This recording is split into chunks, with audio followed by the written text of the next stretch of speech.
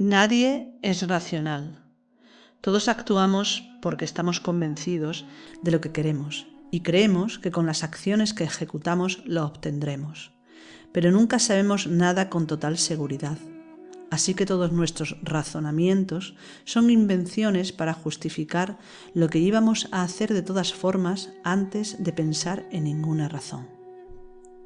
Palabras del escritor Orson Scott Card, conocido sobre todo por sus novelas de ciencia ficción, El juego de Ender, muy recomendables, muy entretenidas por cierto, y que están atestiguando algo muy general y de lo que vamos a hablar hoy, en cierto modo. Hoy vamos a hablar de los mecanismos de recomposición de nuestra imagen, ¿no? De lo que es la autoimagen. Vamos a definir qué es la autoimagen y cómo intentamos recomponerla constantemente. ¿Qué es eso de tener una autoimagen? ¿Qué es una justificación para mantener la autoimagen? ¿Qué es la mentira y el autoengaño en nosotros? La huida de nosotros mismos. ¿Cuáles son esos aspectos que provocan en nosotros una continuidad en aquello que consideramos que somos, pero que realmente no somos? Es de lo que vamos a hablar en el podcast de esta semana. Mi nombre es Álvaro González. Mi nombre es Ángeles Soto. Y os damos la bienvenida a Sendero a la Nada, un podcast dedicado a la espiritualidad, el autoconocimiento, las religiones comparadas, el simbolismo, el hermetismo y todos aquellos temas relacionados con el desarrollo espiritual del ser humano.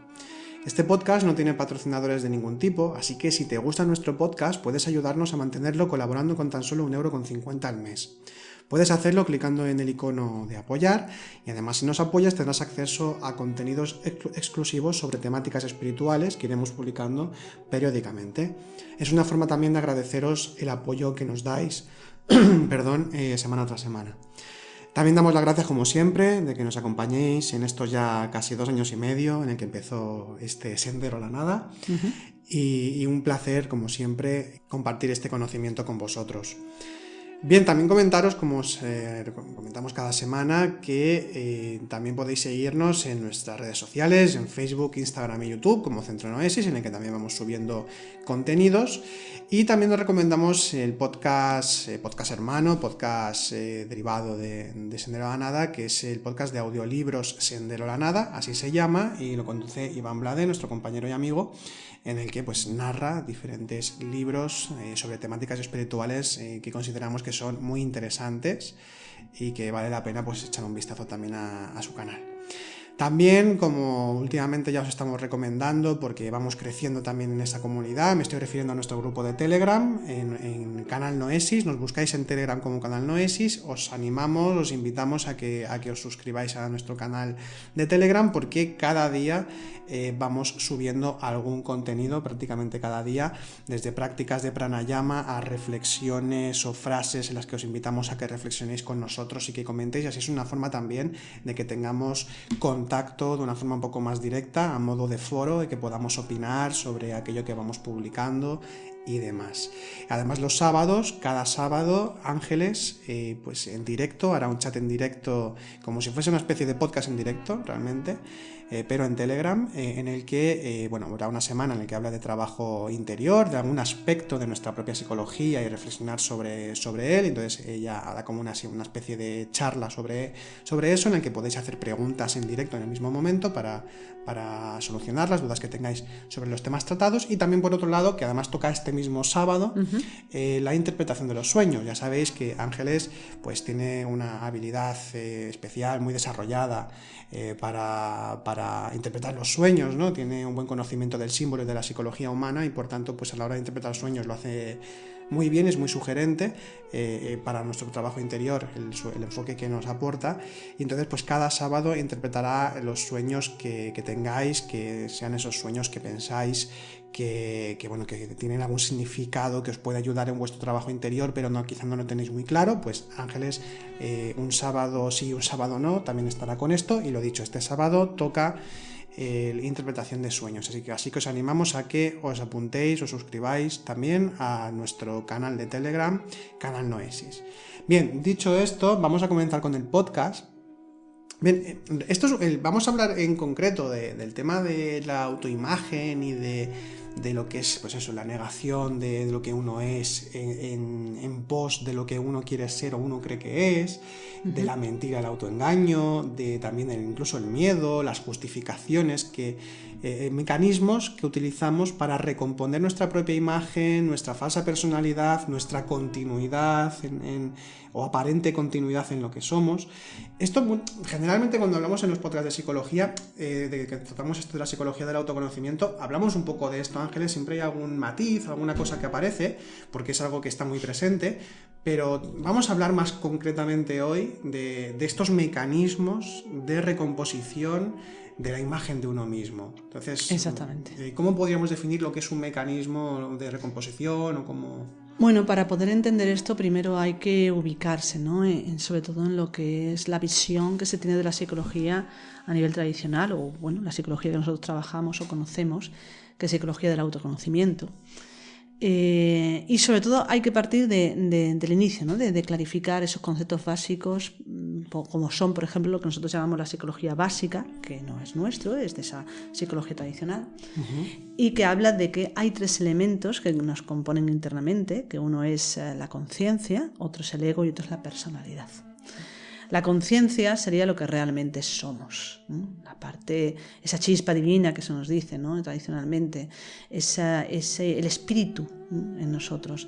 El alma podemos llamarlo también, aunque ya sabéis que la distinción entre espíritu y alma son muy claros en el conocimiento, pero al principio podemos decir que, bueno, que para poder entender lo que es la conciencia, lo que somos realmente, pues se puede utilizar como sinónimo pues el alma. Pero quizás es más correcto decir el espíritu, la divinidad en nosotros, el ser, ¿no? Eso sería lo que somos, pero que lamentablemente en nosotros duerme. Hay que despertar conciencia, por eso se habla de que hay que despertar la conciencia.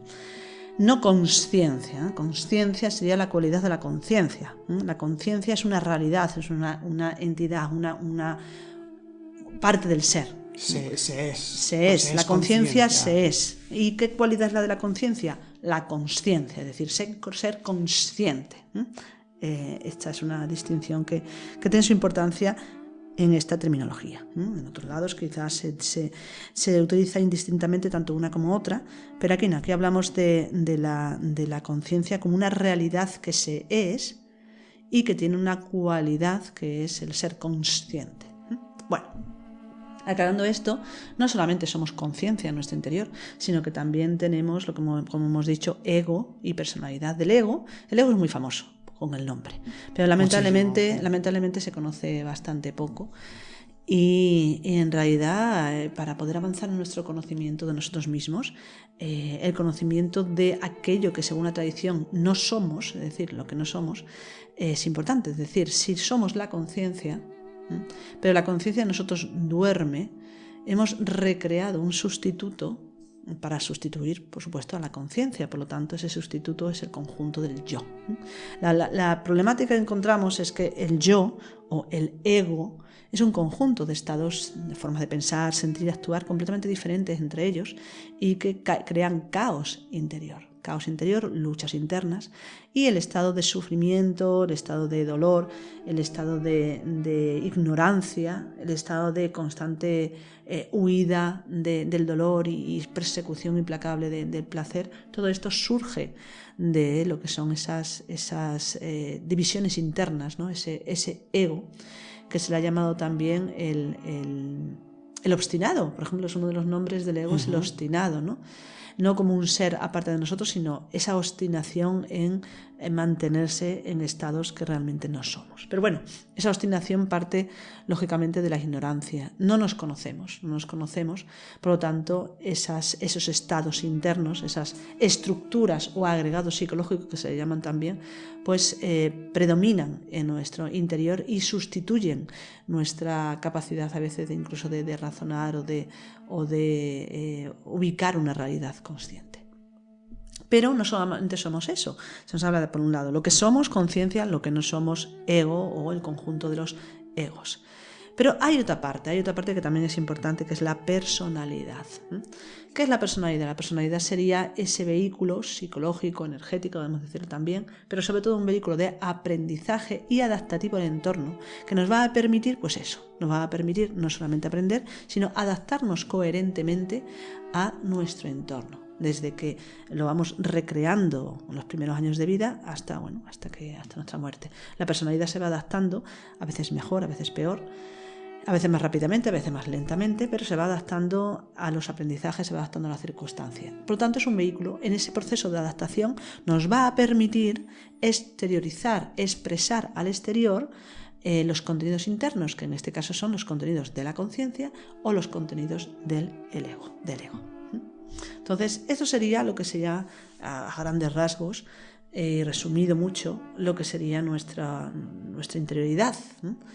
Conciencia, ego y personalidad. Bien, pues cuando hablamos de la imagen de uno mismo, la imagen de uno mismo no está ubicada en la conciencia, tampoco está ubicada en el ego, sino que la imagen de uno mismo se ubica en la personalidad, puesto que la imagen de nosotros mismos está fundamentada en aprendizajes, experiencias que hemos tenido en la vida y que son utilizadas casi siempre, por el ego para manifestarse a través de esas imágenes, de esos aprendizajes. Entonces, la personalidad, si la definimos un poquito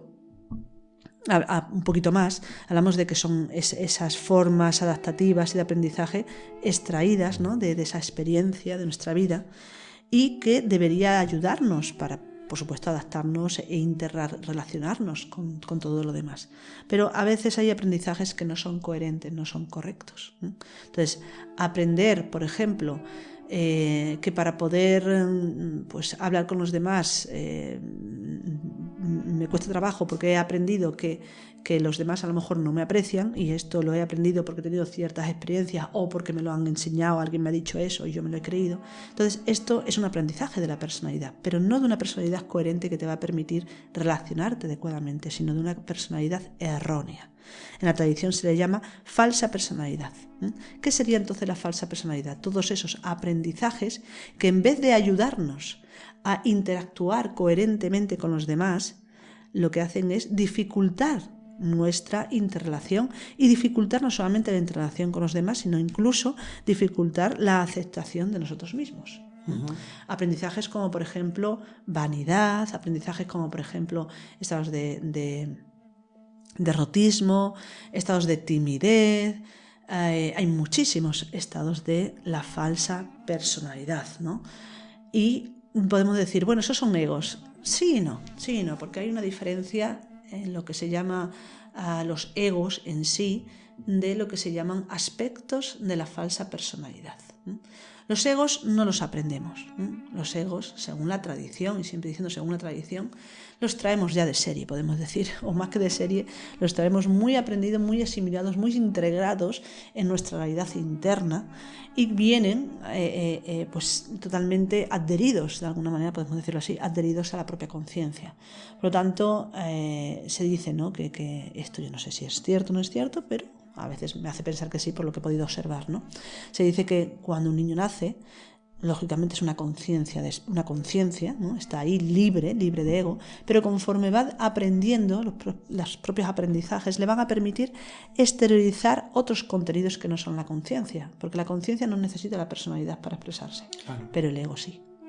Entonces, conforme el niño va desarrollando esa personalidad, ya se van expresando ciertos contenidos relacionados con el ego, y por eso vemos a bebés o a niños de 1 año o de 2 que ya manifiestan rabia, por ejemplo, o manifiestan miedo, etc. Son tanto el miedo como la rabia, la ira. Estos son egos en sí, se llaman en la tradición agregados psicológicos, con lo que podemos decir los gordos, los 7, 8 o más bien 9 principales que hemos nombrado ya en algún que otro podcast. Estos tienen presencia, pero claro, el niño necesita, y nosotros también, necesitamos un aprendizaje, una adaptación que nos vaya a permitir manifestar de una forma fácil, de una forma dúctil, ¿no?, inmediata, rápida, esos contenidos del ego. Entonces, no todos manifestamos la ira que podemos tener todos. No todos manifestamos la ira de la misma manera, ni tampoco manifestamos el miedo de la misma manera. Entonces decimos, bueno, uno tiene miedo a una cosa, otro tiene miedo a otra cosa. ¿Y por qué? Porque lo hemos aprendido. Según las circunstancias de nuestra vida, vamos adaptando ese miedo que viene, que no tiene nada que ver con las circunstancias, sino que ya traemos, ese miedo se va adaptando a lo que vamos viviendo. Lo mismo que, por ejemplo, la ira. La ira se puede manifestar de muchísimas formas, por ejemplo, con inseguridad. Por ejemplo, con terquedad, con violencia, con intransigencia, con tiranía, con impaciencia incluso. ¿Y por qué? O sea, ¿cuál es la diferencia? ¿Por qué una persona va a manifestar la ira con la impaciencia y otra persona manifiesta la ira con sarcasmo, por ejemplo, y otra persona lo va a manifestar con soberbia? Pues va a depender de la vida que haya tenido. Va a depender de las circunstancias que haya vivido en su vida, del entorno, lo que ha visto y cómo ha adquirido formas que le van a permitir expresar un mismo contenido de forma diferente. Y estas formas son lo que llamamos aspectos de la falsa personalidad. Que además, precisamente, esos aspectos de la falsa personalidad en todo trabajo interior es lo primero que tenemos que hacer. Es lo que está más a flor de piel, en cierto modo, ¿no? Es lo más visible cuando empezamos a observarnos y luego ya, pues, a medida que se va trabajando esos aspectos que están más como en la superficie en un principio, luego ya se va profundizando en aquello que es más denso o que está en capas más profundas del subconsciente, que ya serían los egos en sí mismos. De hecho, es importante esto que comentas, porque podemos caer en el error cuando queremos hacer trabajo interior y pensar, es que quiero trabajar en el miedo, quiero trabajar en el orgullo, quiero la lujuria, tal.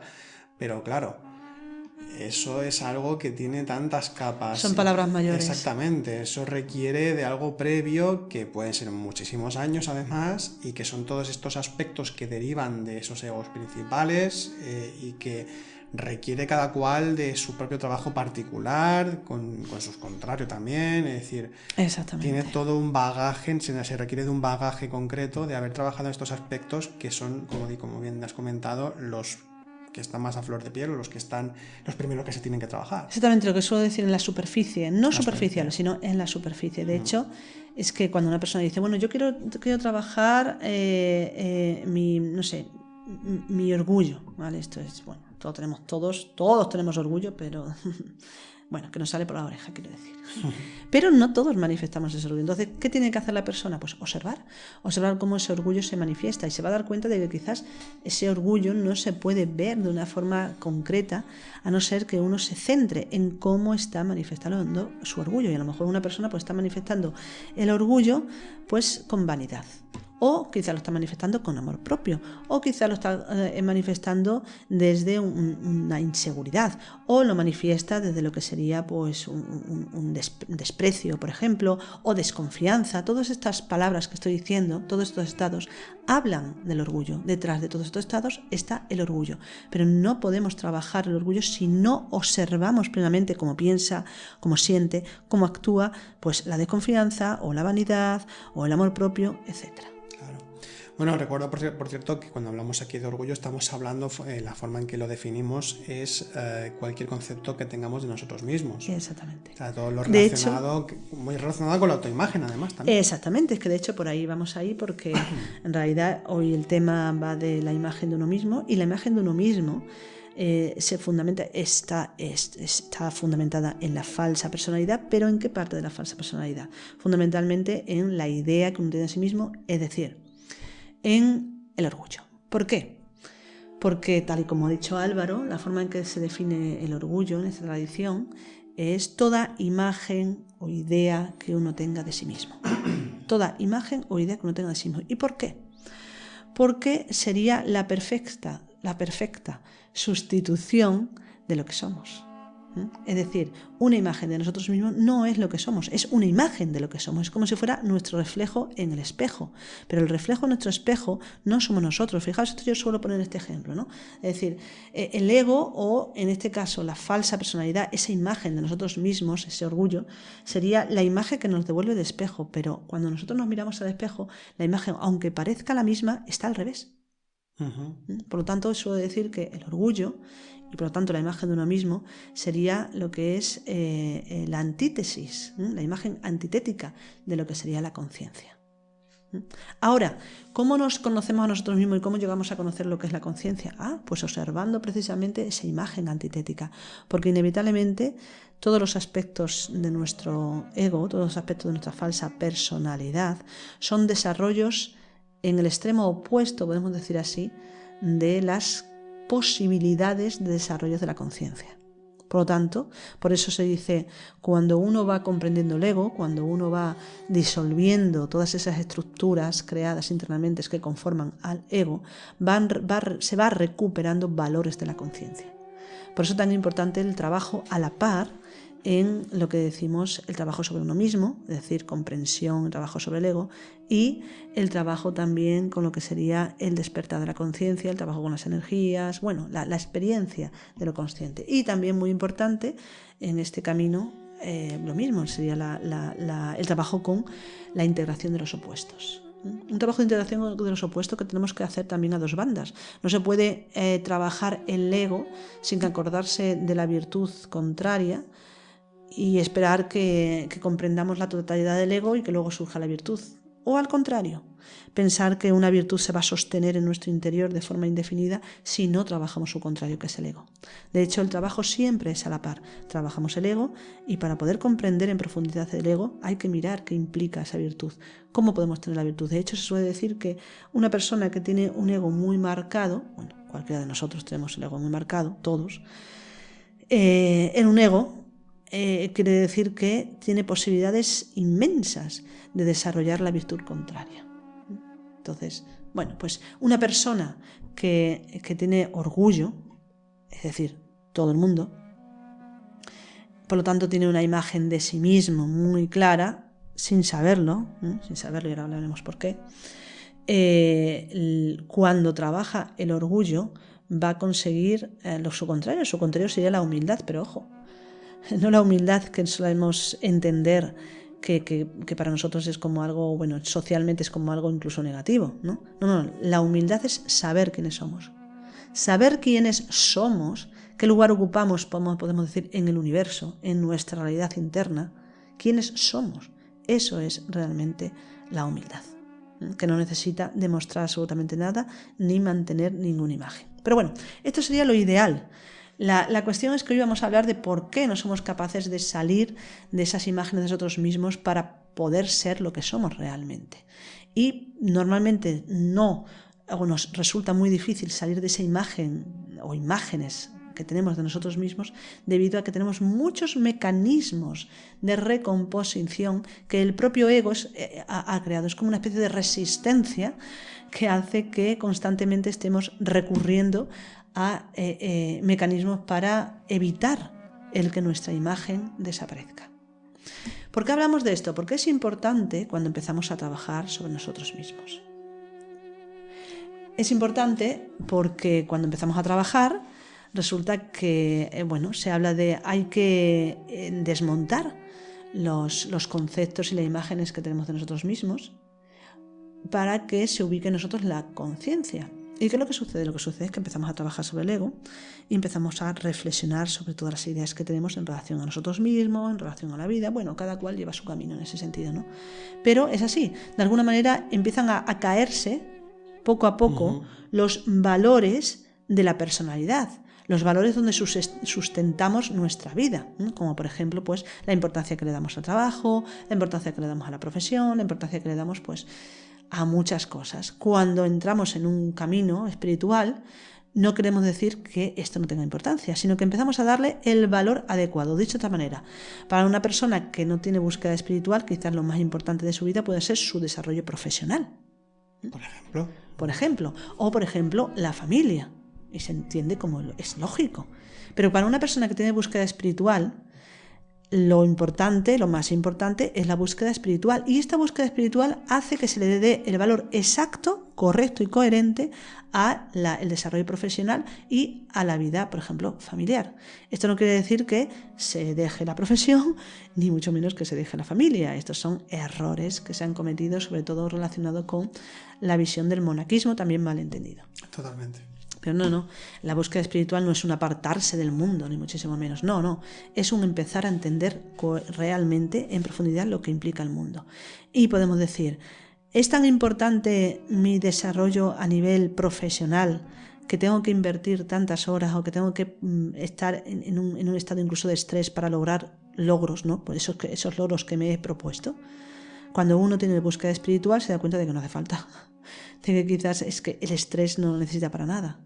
La búsqueda espiritual es donde invierte su tiempo, más que su tiempo, invierte su energía, invierte su realidad y hace su trabajo lo mejor posible. Y si quiere obtener un logro profesional, pues lo va a hacer, pero invirtiendo coherentemente lo que se necesita invertir desde una visión más consciente.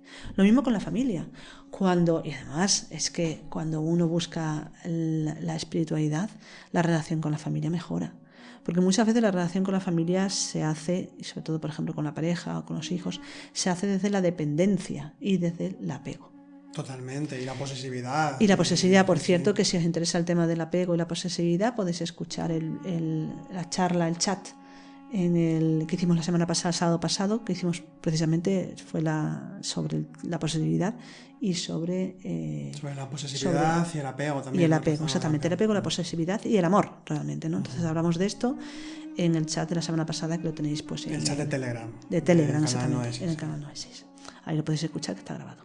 Bueno, pues esto, nos relacionamos muchas veces en la familia de esta manera. Cuando uno empieza a desarrollar un camino espiritual, empieza a relacionarse más correctamente con la familia desde el amor, desde la entrega, desde una relación sana y enriquecedora. Es curioso esto, que ahora que lo comemos, curioso no es una realidad que, claro, bueno, por lo que voy a comentar ahora, que con este tema muchas veces aparece como un miedo absurdo realmente, pero es entendible, porque es ante lo desconocido, un miedo al cambio, ¿no? de valores. Es decir, se tienen una serie de valores de cómo uno ha de vivir, de cómo uno ha de enfocar precisamente su profesión, la forma de tratar con la familia, de cuidar de ella, o de estar ahí de vivir en familia o en pareja, y todo lo que comporta todos los ámbitos de un ser humano, ¿no? La interrelación con los demás. Y demás, sí. Pues claro, cuando hay como un cambio de valores que tienen que ver con la espiritualidad, aparece como cierto miedo a veces, claro, tanto por la misma persona como por el entorno, de si va a ser todo lo contrario, es decir, que si de repente va a ser todo peor, como si los valores que tenga esa persona van a empeorar, cuando se supone que el camino espiritual, si se puede decir así, algo colateral que viene con el trabajo interior, es vamos a decir, mejorar las relaciones también, en todos los sentidos. La forma de interactuar con el mundo, la forma de interactuar con las personas en general. Y lo que tú comentabas, y como comentaste el sábado pasado, ¿no? Es decir, que precisamente es el ubicarse más en el amor, el ubicarse más ampliamente en una participación mucho mayor, mientras que desde el apego y desde los mecanismos de recomposición que vamos a hablar ahora, que tienen mucha relación con todo esto también, que nos definen, ¿no? Que intentamos definirnos con ello, mejor dicho. Claro, cuando empezamos a dejar de definirnos tanto y a dar tan por sentado ciertas cosas, esto permite que podamos ser más el otro, permite que podamos comprender mejor al que tenemos enfrente, igual que nos empezamos a comprender mejor a nosotros mismos. Totalmente. Y eso implica una mejor relación, evidentemente, porque ya no hay exigencia, o hay mucha menos exigencia hacia el que tenemos enfrente, hay mucho menos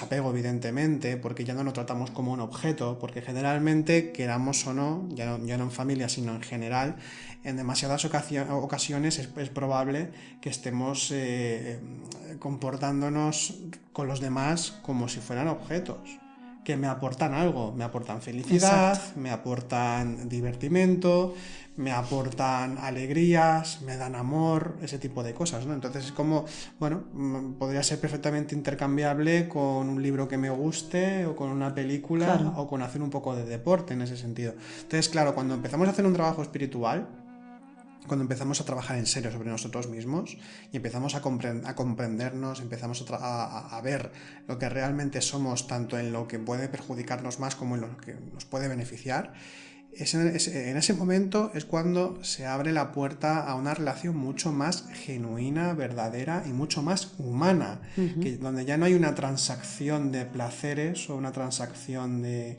gustos y de seguridades, sino que simplemente es un darse al otro directamente, independientemente de lo que me pueda aportar o la alegría que pueda darme estar con una persona, por ejemplo, una felicidad, ¿no? Sino que eso ya es más bien lo que yo puedo dar al otro y no lo que me puede dar a mí. Y si se entendiese esto, muchas relaciones de pareja irían mejor, sí, muchas relaciones de padres con hijos y viceversa irían mucho mejor, y se entenderían en general los seres humanos de forma muy distinta y las cosas serían muy diferentes. Con algo que en principio es tan sencillo a la vez que complejo, pero que si estuviesen este tipo de cosas un poco más en cuenta, que decirlo de boquilla es muy fácil, sí, claro, hay que ser consciente, luego está encontrarse en la situación X, ¿no? Pero por lo menos la idea es esa, y es eso, la espiritualidad nos aporta eso. Nada, quería comentarlo porque esto a veces sucede, ¿no? Que parece como que empezar un trabajo espiritual es como salirse de la realidad. Que hasta el punto de que se dice, bueno, pero en la realidad sucede que... No, perdona, la realidad es que no se aparta de la realidad, al contrario, profundiza más en ella. Exactamente. Y abraza más eso, ¿no? Claro, pero ¿qué sucede? Hasta que sucede esto hay un momento intermedio, y es que esto es lo que queremos hablar, porque realmente cuando uno va trabajando los valores de la personalidad, es decir, cuando uno empieza el trabajo interior, cuando uno empieza a desarrollar lo que es ese camino espiritual y a reflexionar en profundidad sobre ello, de repente sucede una cosa que es característica, que nos pasa a todos.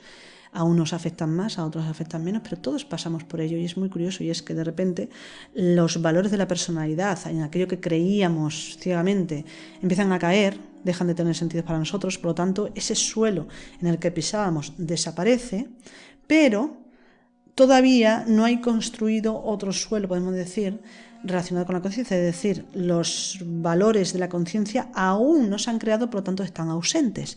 Y de repente nos vemos en una especie, a veces por momentos, en una especie de tierra de nadie, es decir, el ego, la personalidad, los valores de la personalidad ya no me funcionan, ya no me convencen, ya no le doy el valor que tiene, pero de repente, o sea, los valores de la personalidad tampoco están ahí, quisiera que estuviesen, pero no están. Entonces, ¿qué sucede? Bueno, lo que sucede en esta tierra de nadie es que normalmente es aprovechado por el ego para recrear más aspectos de la falsa personalidad, para resistirse de alguna manera a ese cambio. Y aquí es donde aparecen los mecanismos. Es decir, en cualquier experiencia que vivamos en el que nuestro mundo, vamos a decir así, nuestro mundo se desmorona, que puede ser por el trabajo interior, que es lo que a nosotros nos interesa, aunque también puede ser por una circunstancia en la vida que no esperamos. Por ejemplo, estamos muy seguros de nuestro trabajo y de repente, ¡pum!, nos despiden o el trabajo acaba y nos quedamos que no sabemos qué hacer con nuestra vida, ¿no? No sé qué hacer con mi vida. Bueno, pues esto sería un estar ahí un poco en tierra de nadie, ¿no?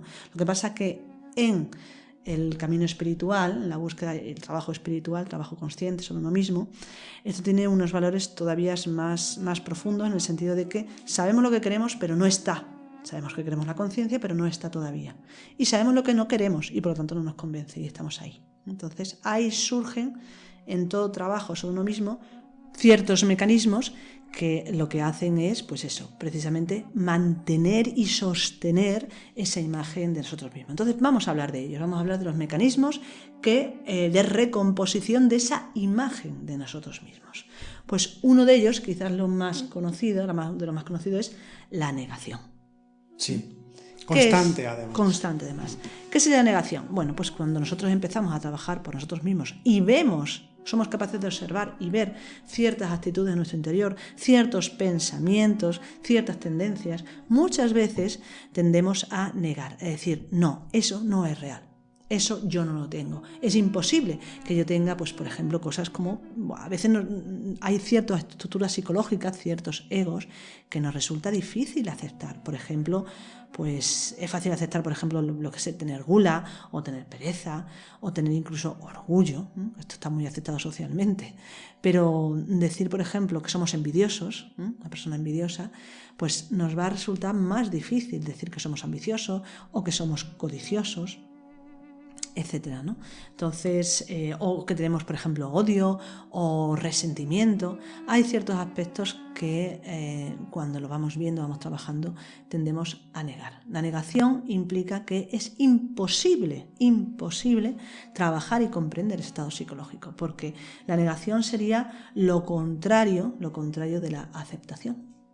Fijaos que cuando nosotros hablamos del trabajo sobre nosotros mismos, hablamos de la primera herramienta del trabajo interior, que es la autoobservación. Pero la autoobservación es imposible que se dé si primeramente no hay atención consciente y recuerdo de sí. Pero es que además de todo eso, aparte de la atención consciente y recuerdo de sí, cuando uno descubre una estructura psicológica interna, descubre una forma de pensar equivocada, una emoción equivocada, etc., lo importante es aceptar. Si uno no acepta lo que surge de su interior, por muy negativo que nos pueda parecer, es imposible que podamos observarlo. Porque en el momento que uno no acepta, se ubica en el estado de la negación. Y el estado de negación es ya un estado psicológico de por sí que está tapando aquello que no queremos aceptar, aquello que no queremos ver. Entonces, importante la aceptación, importante no caer en negar el que podamos tener algo, ¿no? La típica frase de decir, no, a mí eso no me pasa, no, yo eso no lo tengo. Hay un refrán, los refranes a veces se equivocan mucho, pero a veces aciertan, ¿no? Y mucho también, sí. Y mucho. Y uno de hecho es el típico de nunca digas de este agua no beberé. Pues a nivel psicológico no lo digamos tampoco, porque es increíble cuando uno va avanzando en su trabajo interior y va sumergiéndose cada vez más en su interioridad, ¿no? En su subconsciente, que a veces descubre pensamientos o descubre formas que dices, wow, ¿no? Esto inesperadas, ¿no? No me hubiese esperado esto de mí. Y sí, ahí está ese resentimiento o ese odio o esa envidia o a saber qué. Pero no importa, porque uno de los errores también que se caen en este camino es pensar que debemos ser perfectos o que precisamente porque buscamos la espiritualidad en nosotros no puede haber sombra, no puede haber negrura. Y no, precisamente es todo lo contrario.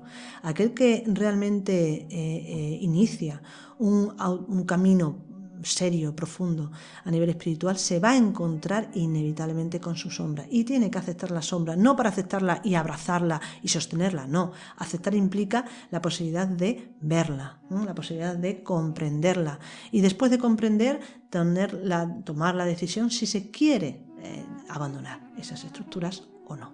Pero es un trabajo que implica visión de lo que somos. Y lo que somos a nivel real es la conciencia, pero sostenemos, ¿no? Como una irrealidad, como unas mentiras que nos hemos construido en nuestro interior, el ego. Pero eso no quiere decir que no exista. El ego existe en nuestro interior, existe porque nosotros lo sostenemos. Si queremos dejar de hacerlo, lo primero es aceptar que está ahí, verlo y no negarnos a su existencia ni a su visión, ¿no? Es decir, a verlo en su totalidad. Y eso implica, pues, lo que he dicho, no caer en la negación. Y de la negación, entonces, bueno, otro aspecto, otro mecanismo de recomposición, de la negación pasaríamos a la huida de nosotros mismos. Totalmente. Porque ya negarse a sí mismo es huir, ¿no? Es decir, Sí. no ver lo que uno realmente es. Entonces, pero ¿de qué es lo que de qué se huye realmente? ¿Qué aparece a partir de ahí? ¿Qué corolarios hay también a partir de la huida de sí mismo? Se huye del ego. De hecho, esto es lo que más hacemos todos. Lo que más hacemos, además, sin darnos cuenta, porque nos parece incluso no que caigamos en la negación, sino que bueno, es como que pensamos que estamos trabajando. Uno de los grandes errores del trabajo interior es la culpabilidad. Es decir, la huida de sí mismo, ¿de qué huimos? De la visión pura y dura del ego. No nos gusta nada esa visión. Y como que lo que vemos nos resulta realmente inaceptable, solemos caer en la culpabilidad. Esto que hemos heredado tanto de las visiones anteriores, ¿no? del catolicismo y de otras otras tradiciones, ¿no? En Occidente, que es esa culpabilidad de intentar hacer las cosas siempre bien, y si hacemos las cosas mal, el sentirnos culpables por ello y castigarnos. Bien, pues la culpabilidad y el castigo es siempre una huida de uno mismo, dicho de otra manera, una huida de la responsabilidad que tenemos de aceptar la visión pura y dura de ese ego para poder verlo y responsabilizarnos, es decir, trabajarlo y apartarlo si es que queremos apartarlo. Pero para ello hay que responsabilizarse, y es imposible responsabilizarse si ante algo que hacemos mal, entre comillas, mal y bien, porque también tendríamos que entrar en eso, qué significa hacer mal. Pero imaginaos que cuando uno, por ejemplo, está queriendo trabajar su ira, ¿no? Y dice, no me voy a enfadar hoy, y al cabo con la primera persona que se encuentra en el trabajo, pues tiene una discusión y se enfada. Después de que se le pasa el enfado, en vez de observar, ¿no? Y decir y preguntarse, bueno, ¿por qué me he dejado llevar por el enfado? Eso sería ser responsable. Me he enfadado, tengo ira, me he vuelto a dejar llevar por la ira. Voy a observar esto y luego, cuando tenga un momento, voy a reflexionar para comprender el por qué. Porque me he dejado llevar, analizar los pensamientos que surgen, analizar las emociones también, analizar los actos y, sobre todo, analizar en profundidad los porqués. Me he dejado llevar. ¿Pero qué hacemos nosotros? No hacemos nosotros. Es decir, cuando huimos de esa realidad, de esa responsabilidad, lo que hacemos es dejarnos llevar por la culpabilidad y decir, Dios mío, otra vez he caído, es que no valgo para nada, es que esto es un desastre, es que yo el trabajo interior no soy capaz, porque otra vez... Esto es súper típico que hagamos esto constantemente. Sí, y esto no es una lacra, es una lacra que tenemos, se suele arrastrar generalmente. O sea, lo podemos decir, podemos hablar tanto como Ángeles y yo, podemos hablar por nosotros mismos, pero también como bueno, tenemos grupos, y también los años que lleva Ángeles haciendo trabajo interior y todo esto, y es que es algo muy común, la culpabilidad por ver la propia psicología al grado que sea. Y bueno, todo lo que has estado comentando, ¿no? Exactamente. Es que la culpabilidad es el sustituto de la responsabilidad. Totalmente. Si eres una persona responsable a nivel de trabajo interior, me refiero, lo que haces es, me deja llevar por un ego, me deja llevar por la ira, vale, de acuerdo, lo voy a observar. Me voy luego a meditación y analizo. Y lo que comprenda me servirá para la próxima vez no dejarme llevar tanto. Pero esto no es lo habitual. Lo habitual es decir, otra vez, qué mal, me deja llevar, lo tengo que trabajar, tengo que eliminar este ego porque esto es un desastre, porque... Todo esto es que no nos sirve de nada. Esto en sí ya es un castigo. ¿Cuál castigo? El de la culpabilidad. La culpabilidad no es visión de que hemos hecho algo mal. La culpabilidad es un estado psicológico que implica la no visión del estado psicológico. Simplemente implica culpa. Eso es. Hay un ego que se llama culpa. Un estado que nos mete la culpa, que es la culpabilidad. Que creemos que es ventajoso y es bueno. Y realmente es un error grandísimo en el trabajo interior. Que la culpa, hay una parte de la culpa que viene fundamentalmente precisamente porque al tener una imagen de nosotros mismos que queremos mantener y que queremos ser fieles a ella, entonces claro, cuando no cumplimos, cuando fallamos con esa imagen canónica que nos hemos creado, entonces claro, nos sentimos culpables porque no hemos sido lo perfectos que considerábamos que somos y que se supone que debemos ser. Sí, porque el tema de la imagen de uno mismo es el convencimiento de que somos algo. A veces es curioso porque a veces esas imágenes se sostienen en la relación con los demás. Si nosotros, por ejemplo, preguntamos a alguien qué es lo que opina de nosotros, si nos dice algo que nosotros ya opinamos, nos va a reforzar. Ahora, si nos dice algo que es todo lo contrario, también nos va a reforzar nuestra imagen, porque lo vamos a hacer por oposición. Vamos a pensar que está equivocada, que no tiene razón, que no es así, y por lo tanto estamos reafirmando más nuestra imagen, la imagen que nosotros tenemos de nosotros mismos. Que a no ser, ahora... Sí, perdona. No, a no ser que uno se trabaje sobre sí mismo, entonces ya pues tenga en cuenta todo, ¿no? No sé si lo comentáramos luego, pero estaba pensando ahora con lo que has comentado, ¿no? Que también otra forma de recomposición constante de la imagen de uno mismo es la crítica, el baremo que ponemos a las cosas. En general le damos evidentemente desde nuestro punto de vista subjetivo, como no puede ser de otra forma, le damos un valor a personas, a actitudes, a comportamientos, a hechos, a ideas, pero desde nuestro punto de vista considerándolo como objetivo, como que es válido, legítimo, y que es ahí donde se encuentra lo verdadero, ¿no? De alguna manera. Dicho de otra manera, mientras más critica a los demás y los rebaje, más me ensalzo. Más me ensalzo y más me defino. Más me defino y más sostengo esa imagen mejorada de uno mismo. Evidentemente. Entonces, la crítica es Eso un no, acicate, de todas claro. formas... No, sí, De comenta. todas formas, eso no quiere decir que no tengamos imágenes negativas de nosotros mismos. También tenemos muchas imágenes negativas. Pero, vuelvo a decir, en el trabajo sobre uno mismo, la imagen, ya sea una imagen positiva, edificante, o una imagen negativa, ambos no sirven para nada. Ambos tienen que ser observadas, trabajadas y desmontadas, sobre todo dándonos cuenta de no caer en estos mecanismos de recomposición.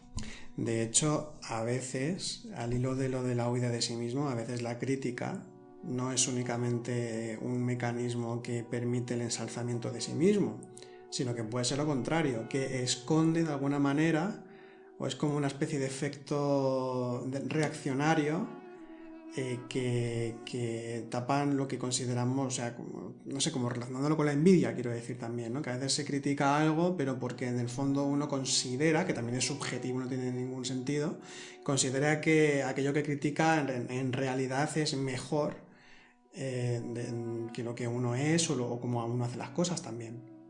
Bueno, pero esto es, podemos decir que es la imagen de la imagen. Es decir, sí, así totalmente. es decir, cuando nosotros criticamos estamos sintiéndonos mejor con nosotros mismos y está igual. Es decir, normalmente lo que criticamos puede ser que lo consideramos negativo o puede ser que lo consideremos algo extraordinario, algo mucho mejor. Pero el hecho de la crítica ya implica la necesidad de un rebajamiento para que eso no nos demuestre el poco valor que nosotros tenemos. Exactamente. Es Eso una sería. forma de tapar nuestras Entonces, carencias es que o lo que exactamente lo mismo. consideramos que son, ¿no? Cuando nosotros hacemos eso, estamos ensalzando nuevamente nuestra imagen, estamos sosteniendo y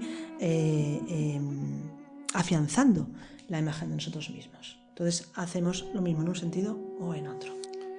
Y al hilo de la negación, la huida de sí mismo que hemos estado comentando, digamos que quedan englobadas tanto la negación como la huida de sí mismo y sus derivados dentro de lo que es la mentira y el autoengaño. Totalmente. Como uno de los grandes aspectos de la falsa personalidad, del ego mismo, que es un mecanismo de recomposición a lo bestia de la imagen de sí mismo, sobre todo el autoengaño, y bueno, que tiene tantas aristas y tantas capas que vale la pena comentar, ¿no? Totalmente. De hecho, esto, por ejemplo, Moraviev tiene mucho que decir. Moraviev dedica prácticamente 2 capítulos completos, o bueno, casi completos, al asunto de la mentira y del autoengaño. Sobre todo en base a esto también, a los mecanismos de recomposición de la personalidad, como él dice, de la imagen de uno mismo. Él, por ejemplo, habla de que, en primer lugar, una forma de continuidad aparente en lo que somos es el mismo nombre. En relación con lo que es la personalidad, ¿no? Sí, por supuesto. O sea, él habla de cuatro formas, ¿no? 4 cosas que nos ayudan a mantener esa imagen de la personalidad, ¿no? Sí, habla por un lado de, como decía, del nombre. También podríamos considerar, aunque él no lo dice de forma concreta, pero sí que se puede deducir también el cuerpo, el mismo cuerpo. Yo del cuerpo, ¿no? El sentirse en el cuerpo. Y luego la memoria, la capacidad de la memoria, que además, bueno, al tener ego, pues es una constante recomposición la memoria en ese sentido. Los recuerdos, ¿no? De las experiencias. Exactamente, porque luego ya son como que se recortan de tal manera, se manipula inconscientemente de tal forma la memoria, que esto nos lleva a que recompongamos lo que nosotros somos y lo que consideramos que es nuestra vida, que luego tampoco es algo realmente objetivo, a no ser que sea memoria-trabajo, como hemos ya comentado en algún podcast. La memoria de trabajo sí que consiste en lo más objetivamente posible, porque es desde la conciencia. El recuerdo de la conciencia. Exactamente, el ser coherente con un trabajo interior y con nuestra propia realidad psicológica. Pero cuando hablamos de la memoria, vamos a decir, más egoica, más habitual también nos lleva a que caigamos en esto del autoengaño y en negaciones y en una visión distorsionada de lo que realmente somos. Entonces, estos son algunos de los aspectos. Y luego también en el tema de la mentira, entra también el tema de la hipocresía, por ejemplo, aunque bueno, esto ya sería pues otro aspecto aparte, pero fundamentalmente sí que comenta Moraviev que, sobre todo en base en relación al autoengaño, él comenta que no es que solo lo comente él, sino que es tradicional, no es solo de él, que la primera condición indispensable para poder comenzar a hacer un trabajo interior serio, para emprender una senda espiritual, es el dejar de autoengañarse. Sí, totalmente. Y esto implica todo lo que has estado comentando hasta ahora sobre la negación. Es decir, no puede haber una negación de lo que uno es, ni de lo que uno hace, ni de sus egos. Exactamente. Uno no puede huir de sí mismo de ninguna manera, sino que precisamente tiene que, en lugar de huir, encarar, si se puede decir de esta forma, la visión pura y dura del ego, es decir, verse tal cual es. Hemos sido miserables, hemos sido egoístas, hemos hecho daño a alguien, por ejemplo, hemos caído de nuevo en la ira, hemos caído de nuevo en una lujuria, de una forma bestial, ¿no? que nos ha llevado a tener problemas o a tener lo que sea, la gula, no importa, es decir, vernos tal cual somos, aceptando tal cual somos en nuestra situación interior. Entonces, la primera condición para un trabajo interior es dejar de autoengañarse. Y me gustaría que comentaras, que esto lo comentas mucho en clases y demás, la relación del autoengaño con la mentira, porque el mismo Moraviev dice que no se puede pedir a nadie que deje de mentir de repente hacia afuera, porque esto sería una imposibilidad, ya que siempre traería muchísimos problemas, sería insoportable, ya que claro, al tener ego siempre estaríamos diciendo cosas... Claro. conflictivas y estaríamos en conflicto permanente. Pero tú comentas algo en relación al autoengaño y la mentira que me gustaría que comentaras aquí también, del efecto que tiene, o sea, de la relación que tienen una con la otra. Exactamente. Bueno, dentro del autoconocimiento es un tema muy importante, el tema de la mentira, pero no tan importante como también Moraviev dice el tema del autoengaño. Y es verdad que ¿qué diferencia no habría realmente entre esa mentira y ese autoengaño? Bueno, pues la mentira es algo que podemos hacer conscientemente, es decir, lo hacemos porque queremos, sabemos que estamos mintiendo. Pero el autoengaño no. El autoengaño casi siempre es subconsciente, no sabemos que nos estamos autoengañando. Entonces, en la medida que nos autoengañamos, mentimos al exterior de forma inconsciente. Entonces, ¿qué sucede? Cuando uno se va conociendo a sí mismo, deja de mentirse. Entonces, al dejar de mentirse, también va a dejar de mentir al exterior. Pero fijaos que Moraviev también habla, ¿no?, de que realmente es más importante dejar de mentirse a sí mismo. ¿Por qué? Se supone que tenemos que conocernos a nosotros mismos. Si nosotros nos estamos mintiendo a nosotros mismos, es imposible conocerse. Entonces, hacer luz en nuestro interior es trabajar el autoengaño. De hecho, si no queremos trabajar el autoengaño, no importa, porque en el momento en que nosotros empecemos a trabajar, nos empecemos a observar nuestro interior, a ver cómo funciona nuestra mente, nuestras emociones, etc., vamos a ver nuestros propios autoengaños. Y en esa medida, esas mentiras que extendemos hacia el exterior van a ir parando.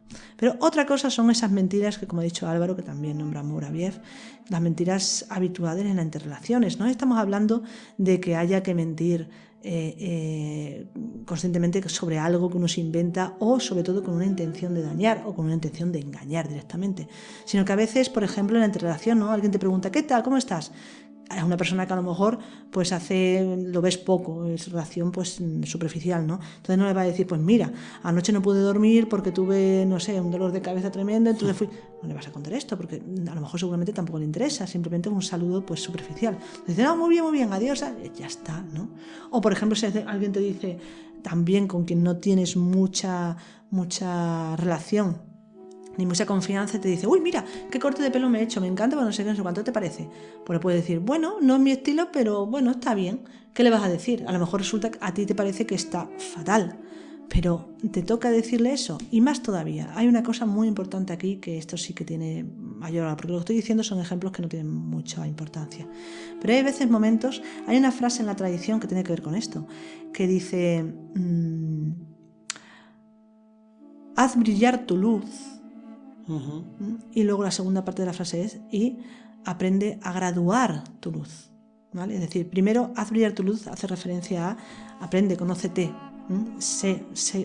aprende a saber quién eres, ¿no? Entonces, cuando uno sabe quién es, cuando uno integra ciertos valores del ser, de la espiritualidad, pues uno integra esa luz, podemos decir de alguna manera progresivamente, vamos a decirlo, ¿no? Así.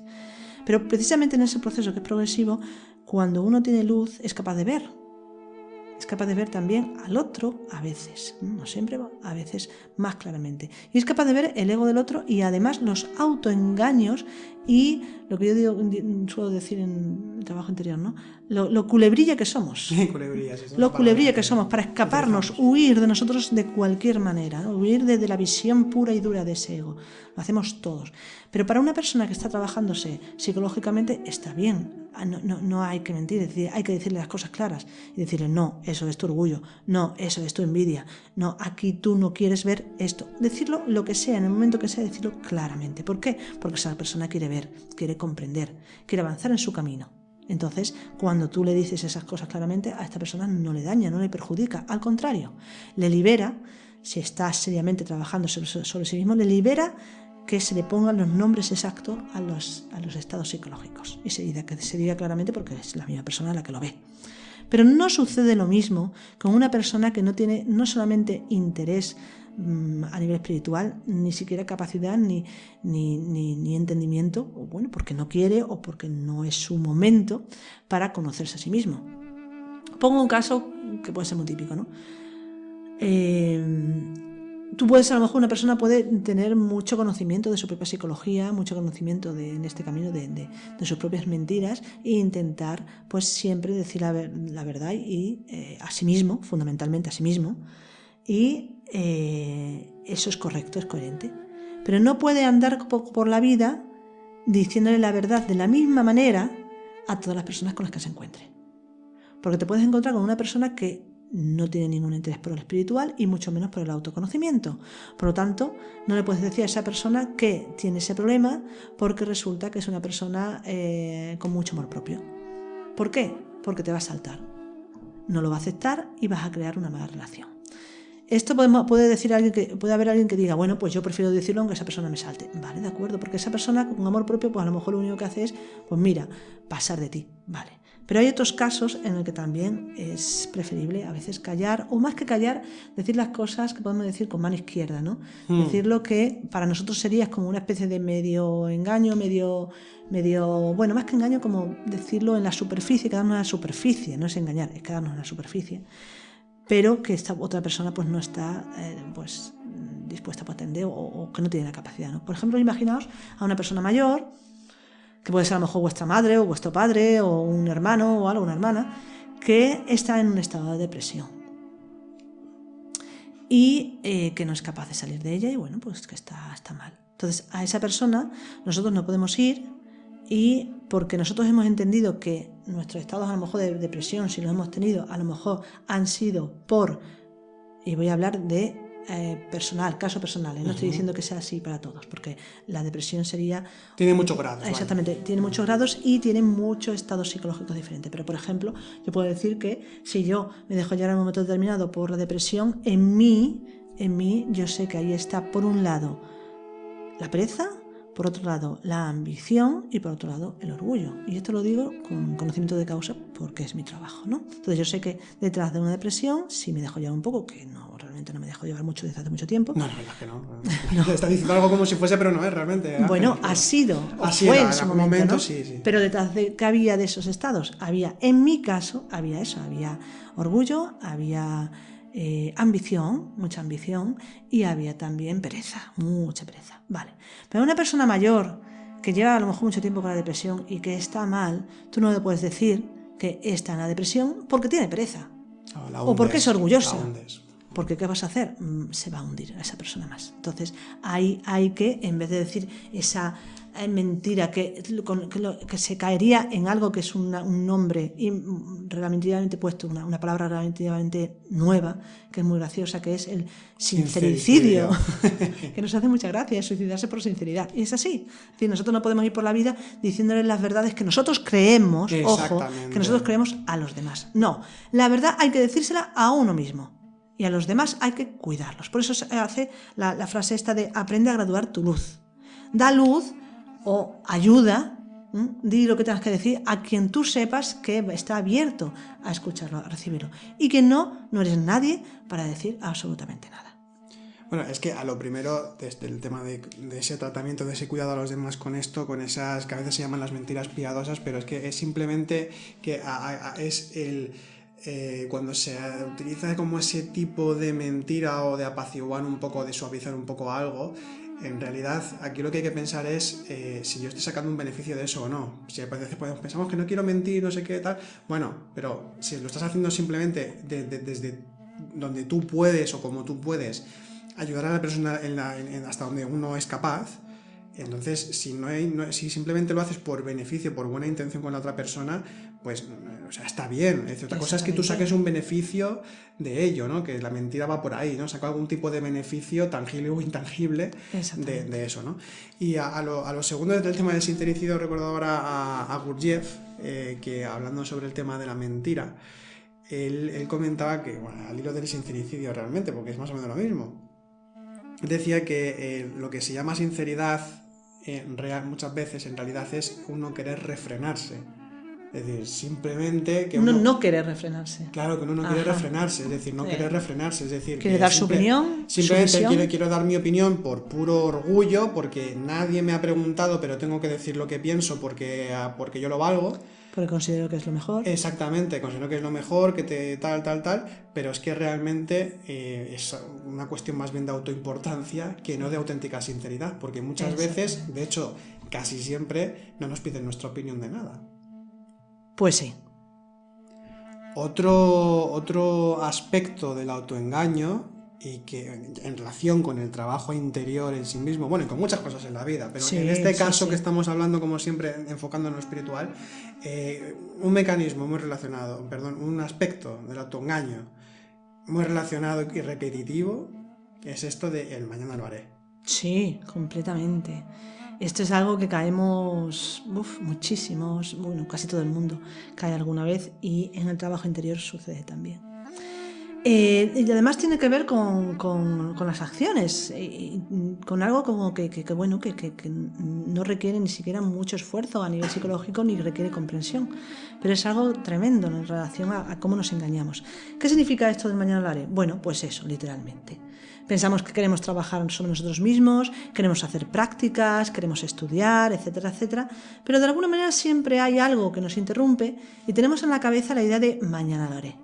Y vuelvo a decir, esto no solamente sucede en el trabajo interior, esto sucede también en la vida normal. Fijaos un caso muy curioso, y bueno, voy a poner el mismo ejemplo que puede ser para una cosa para otra, pero el caso de una persona que quiere hacer deporte, quiere apuntarse a un gimnasio, se ha apuntado a un gimnasio y quiere ir pues al gimnasio todos los días. Entonces, un día no va porque ha surgido algo, pero entonces dice, no pasa nada, mañana lo haré. Mañana pues ha llegado y tampoco va, pero sigue pensando mañana lo haré. Y esto se repite constantemente, quizás a lo mejor algún día va, pero lo habitual es que no vaya, pero esta persona, como tiene este argumento de que mañana lo haré, y tiene la idea de que es una persona que lo está haciendo, y seguramente es una persona que a lo mejor se cree incluso deportista, porque como todos los días piensa en que al día siguiente va a hacer eso, hay como una especie de mecanismo en nuestro interior que nos hace pensar que lo estamos haciendo. Lo mismo sucede en el trabajo interior. Cuando nosotros estamos todos los días pensando, voy a meditar, tengo que hacer una práctica de meditación, y voy a meditar todos los días, y voy a estudiar esto, y voy a trabajar, y voy a estar en atención, cualquier cosa, por ejemplo, algo más práctico, ¿no? Una práctica de meditación. Mañana hago la práctica de meditación, me voy a levantar todos los días a la mañana y me voy a hacer una práctica de meditación. Esto puede ser que a lo mejor hagamos pues a la semana una vez, o una vez cada 15 días. Pero en nuestra mente se va creando la idea de que lo hacemos constantemente. ¿Por qué? Porque constantemente estamos pensando que lo vamos a hacer. Y eso es curiosísimo, pero estamos como convencidos de que somos meditadores, o de que somos deportistas, o lo que sea. ¿Por qué? Porque pensamos en que queremos hacerlo. Y esto, fijaos un poquito en si no os ha pasado, porque es súper típico que caigamos en esta realidad, pensar que somos súper espirituales porque nos gusta la espiritualidad. Y eso quiere decir, y puede implicar incluso que no hagamos nada, pero como queremos hacerlo y como pensamos en que queremos hacerlo, ya pensamos que somos espirituales, o ya pensamos que, pues que estamos logrando algo. Y esto se puede llevar incluso a un paso un poquito más extremo, no extremo, o sea, que es normal que suceda, pero que es un paso más allá de lo que tú comentas, que es el comenzar en este camino, y por el hecho de haber comenzado o de haber hecho alguna práctica o haber conocido un poquito más sobre estos temas, como si ya de repente realmente estuviésemos en el camino y ya hubiésemos cambiado. Y no, es decir, realmente seguimos igual que antes, solo que ahora empezamos a ver nuestra propia realidad interior, pero más o menos seguimos igual que el día antes de haber empezado. Exactamente. Que no quiere decir que no haya que tener entusiasmo, ojo, No, eso claro. está muy bien, pero Es como ser coherente, ¿no? Sí, es como el tema de la despertar conciencia. Se habla en la tradición de que hay de que despertar conciencia. Y como uno se ha enterado de que hay que despertar conciencia, pues ya cree que tiene la conciencia despierta. Totalmente, sí, sí. Entonces, no, una cosa es saber, ¿no? Pensar en ello, y otra cosa es la realidad, que es una integración de, pues eso, de una realidad completamente diferente. Me refiero en este caso a la conciencia. Y también a cualquier cosa que hagamos. Si nosotros estamos pensando lo vamos a hacer, lo único que estamos haciendo es pensar que lo vamos a hacer, pero no lo estamos haciendo. Entonces esto es importante porque es una de las grandes mentiras, uno de los grandes autoengaños en los que caemos todos, no solamente en el camino espiritual, sino en cualquier otra cosa o cualquier ámbito de nuestra vida. Bueno, pues ya todo lo que hemos estado comentando sobre estos mecanismos de recomposición. Hay más que tocaremos en otras ocasiones porque, bueno, ya sabemos que la psicología humana es compleja, que tiene muchas aristas, muchos recovecos. Sí, compleja y divertida. También, sí, desde luego. No te aburres. Y mira, precisamente con lo que acabas de decir, me das mejor paso a lo que yo quería comentar para ir terminando. Y es que se puede hacer el trabajo interior como algo divertido en el momento en el que uno deja de tomarse en serio.